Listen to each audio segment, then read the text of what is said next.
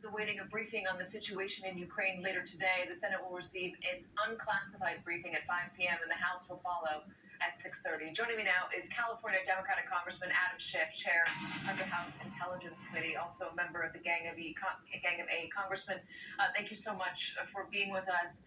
Mark Warner told NBC News that the intelligence that he's been told by the CIA is that Vladimir Putin intends to take Kyiv. Is that what you understand as well? Well, that's certainly a possibility. I think the intelligence community has gotten this right from the very beginning. And tragically, all too accurate in its assessment that Putin had plans to fully invade Ukraine. Those plans may include seizing Kyiv. It may include installing a puppet regime that the Kremlin controls. I do think, though, that it's going to be very difficult for Putin to sustain a occupation of the entire country. The last invasion just moved Ukraine further away from Russia, drove it into the arms of the West even more than it had been moving in that direction.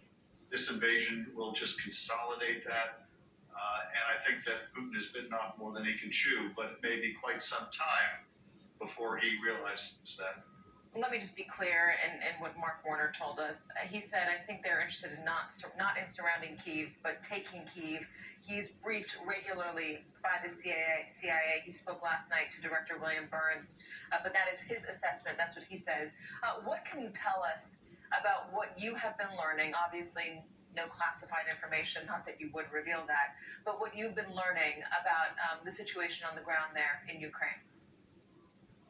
Well, I've been briefed as well multiple times a day, including by the director last night.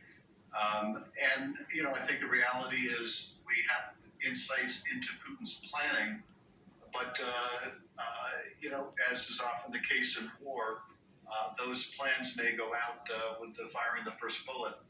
So whether those plans will be adhered to, whether Putin will change course, depending on the resistance that Russian troops meet, I think is still an unknown. We are gathering intelligence every moment from the assets that we do have so that we can get a better sense of where this is all heading. But I imagine it's going to be pretty fluid.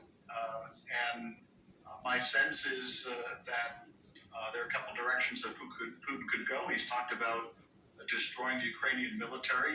That could be a primary objective.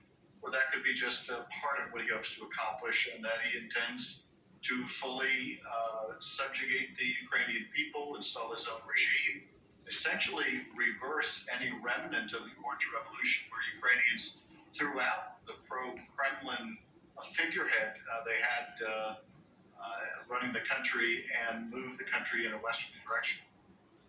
I want to know what your reaction is to the sanctions that President Biden announced earlier today.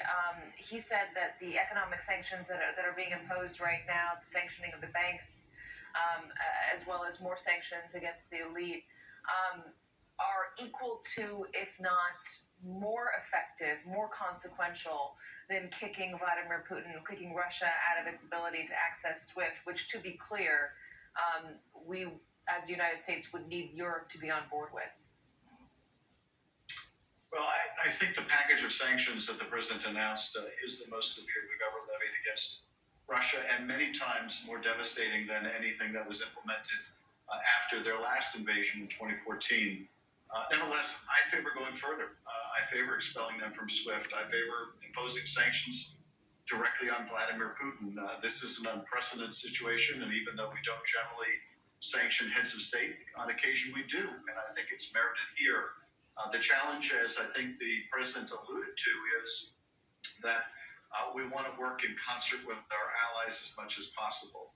And so I think we need to continue working on our European allies to move them forward with even greater sanctions on Russia. I would also favor, if push came to shove, our imposing even greater sanctions unilaterally, but it would be best if it can be done in concert with our allies.